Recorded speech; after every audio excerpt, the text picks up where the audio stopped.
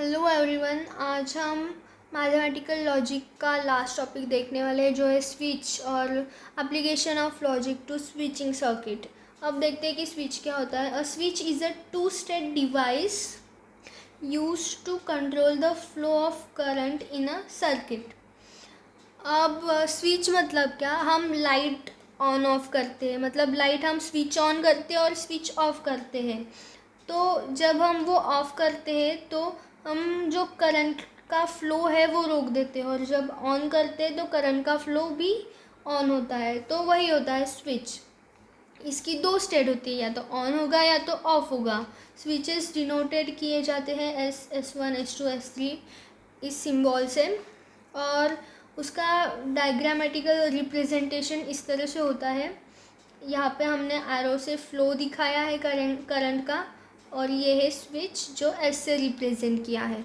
अब हम देखेंगे कि application of logic to switching circuit. अब हमने देखा था कि लॉजिक में स्टेटमेंट या तो ट्रू होता है या तो फॉल्स होता है, मतलब उसकी ट्रूथ वैल्यू या तो टी होती है या तो एफ होती है। यहाँ पे हमारे पास एक सर्किट है, इसमें एक बैटरी है जो करंट सप्लाई करेगी। ये है एस, मतलब हमारा स्विच, और ये लैम्प है जो ग्लो होगा या नहीं होगा। तो इस तरह से सर्किट दिखाया जाता है।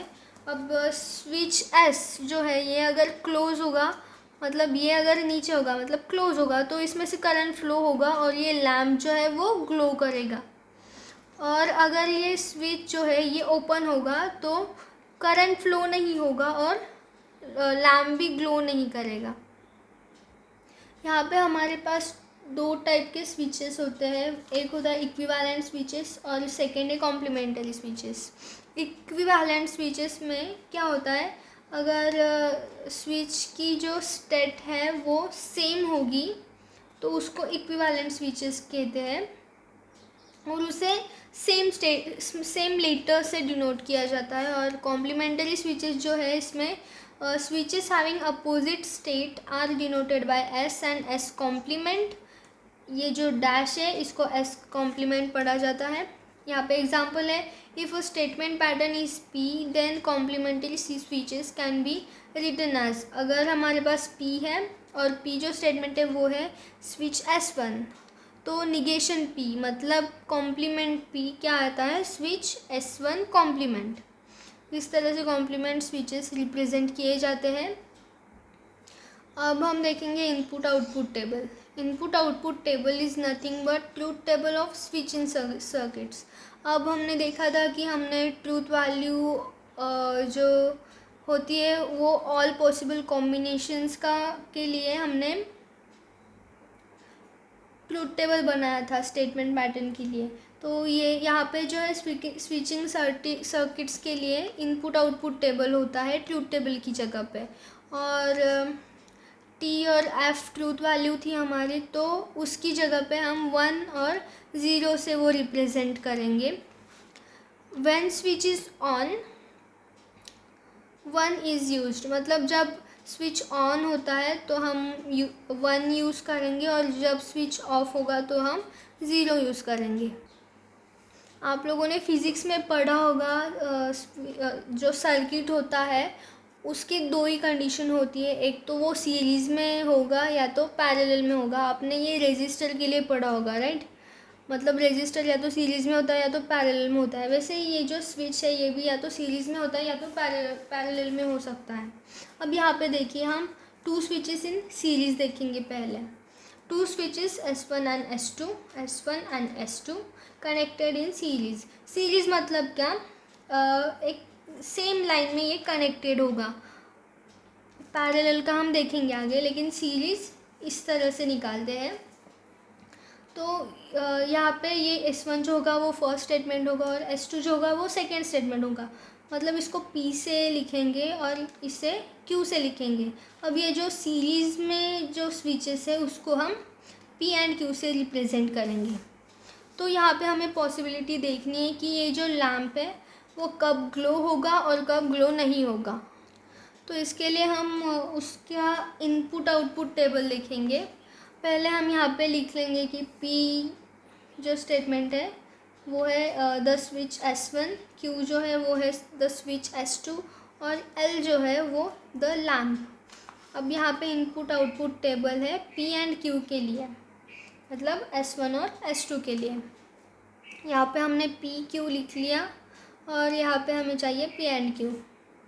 P के नीचे हम पहले T T F F लिखते थे, लेकिन हमें T की जगह 1 लिखना है और F की जगह 0 लिखना है, तो यहाँ पे 1 1 0 0 लिख दिया। अब वैसे ही यहाँ पे T F होता है, तो उस तरह हमने यहाँ पे लिख दिया 1 0 1 0। अब ये जो कंजंक्शन मतलब P एंड Q की कंडीशन थी, वो पहले ट्रूथ टेबल में क्या थी, अगर T T आएगा तो हमें T मिलता है, तो अगर यहाँ पे 1 1 होगा तो यहाँ पे 1 मिलेगा। सेम कंडीशन है, बस हमने T की जगह 1 लिख दिया है और F की जगह 0 लिख दिया है, तो यहाँ पे 1 1 है तो 1 आ गया और अदर कंडीशंस में ये आ गया 0। अब हम देखेंगे 2 स्विचेस इन पैरेलल। अब यहाँ पे भी हमें 2 स्विचेस दिए गए हैं S1 S2 जो पैरेलल में कनेक्टेड है, और पैरेलल में कनेक्टेड जो होता है उसको और से डिनोट करते हैं, मतलब P और Q इस ऐसे आएगा। यहाँ हमारे पास है 2 स्विचेस इन पैरेलल की डायग्राम। तो देखिए ये S1 है S2 है, ये पैरेलल में ड्रॉ किए गए हुए हैं। ये एक के नीचे एक जब आता है वो होता है पैरेलल, और ऐसे लाइन में जब निकालते हैं ये S1 S2 तो ये होता है सीरीज़, और ये है पैरेलल। यहाँ पे बैटरी कनेक्टेड है, यहाँ पे लैम्प कनेक्टेड है। तो इसमें भी हम लिख लेंगे कि P जो है द स्विच S1 है, Q द स्विच S2 और L is the lamp L। Okay, अब ये पैरेलल है तो हम यहाँ पे लिख लेंगे input output table for P और Q। तो यहाँ पे सेम हम लिख लेंगे P Q P और Q। यहाँ पे P के नीचे 1 1 0 0, Q के नीचे 1 0 1 0, T की जगह 1 आ गया, F की जगह 0 आ गया। तो और की कंडीशन हमने नॉर्मली क्या देखी है, अगर F होता है P और Q तो F आता है। तो उसी तरह अगर F की जगह हमने 0 लिया है तो 0 0 होगा तो 0 आएगा, और अदर कंडीशंस में ये आएगा 1। तो ये सीरीज़ और पैरेलल का यूज़ करके हम कोई भी जो स्विचिंग सर्किट होगा उसको हम लॉजिकल लैंग्वेज में लिख सकते हैं, या फिर लॉजिकल लैंग्वेज में दिए गए हुए स्टेटमेंट हम स्विचिंग सर्किट में कन्वर्ट कर सकते हैं। यहाँ पे एक एग्जांपल लिया हुआ है, ये है एक स्विचिंग सर्किट। इसके लिए हम लोगों को ट्रूथ टेबल निकालना है। तो यहाँ पे देखिए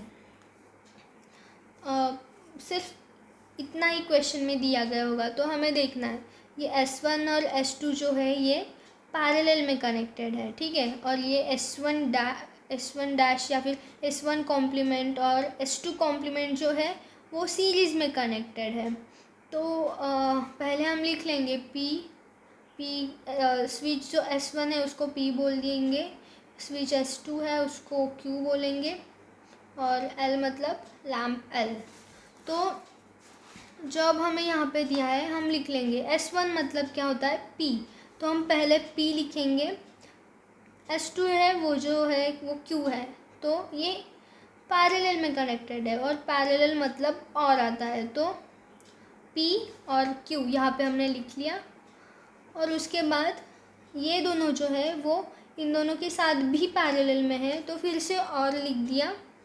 और यहाँ पे S1 डैश मतलब कॉम्प्लीमेंट है, मतलब निगेशन है, तो यहाँ पे S1 मतलब P का निगेशन हम लिखेंगे, यहाँ पे निगेशन P, और ये सीरीज़ में है इसलिए यहाँ पे एंड और फिर से निगेशन Q आ गया। इस तरह से हम कोई भी जो सर्किट है वो ऐसे एक्सप्रेस कर सकते हैं। तो अब हम इसका इनपुट आउटपुट टेबल देखेंगे। तो इसमें हम पहले P लिखेंगे, बाद में Q, फिर हमें निगेशन P चाहिए और निगेशन Q भी चाहिए। फिर हमें फाइंड करना होगा P और Q, और उसके बाद negation P and negation Q, और उसके बाद में ही हम पूरा ये सॉल्व करेंगे। तो P के नीचे हमने लिख लिया 1 1 0 0, जैसे TTFF लिखते हैं वैसे 1 1 0 0 लिख दिया। क्यू के नीचे 1010 जैसे TF। तो अब निगेशन P है। निगेशन में क्या होता है, अपोजिट होता है। अब देख लीजिएगा, पिछले वीडियोस में मैंने अच्छे से एक्सप्लेन किया हुआ है। तो यहाँ पे 1 है तो 0 आ गया, 1 है तो 0 आया, 0 है तो 1 है, 0 है तो 1 है। अब निगेशन Q में भी यहाँ पे 1 है तो 0 आया, 0 है तो 1 आया, 1 है तो 0 आया, 0 है तो 1 आया। यहाँ पे और की कंडीशन है, मतलब P और Q में और हमें ढूंढना है। तो 0 0 होगा तो 0 आएगा, अदर कंडीशंस में ये 1 आएगा।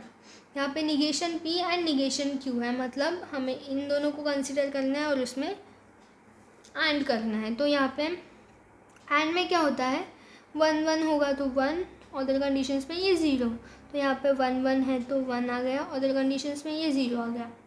और यहाँ पे अब हम पूरा स्टेटमेंट देखेंगे। यहाँ पे हमें क्या चाहिए, P और Q, इसमें और negation P and negation Q, तो इन दोनों में और करना है। यहाँ पे 0 0 कहीं पे भी नहीं है तो 0 0 0 नहीं आएगा। ऑल कंडीशंस में ये आ गया 1 1 1 1। तो इस तरह से कोई भी सर्किट आप एक्सप्रेस इस तरह से कर सकते हो और उसका इनपुट आउटपुट टेबल भी निकाल सकते हैं। और इसका उल्टा भी आप कर सकते हैं, मतलब आप लोगों को कोई एक्सप्रेशन दिया गया होगा तो उसके ऊपर से आप सर्किट ड्रॉ कर सकते हैं। तो अब एक्सरसाइज में बहुत से क्वेश्चंस दिए हुए हैं, तो आप लोग सॉल्व कीजिए। अगर कुछ प्रॉब्लम्स आ गए, कुछ क्वेश्चंस होंगे तो आप कमेंट में पूछ सकते हैं। तो गाइस, प्रैक्टिस करते रहिए। Thank you so much.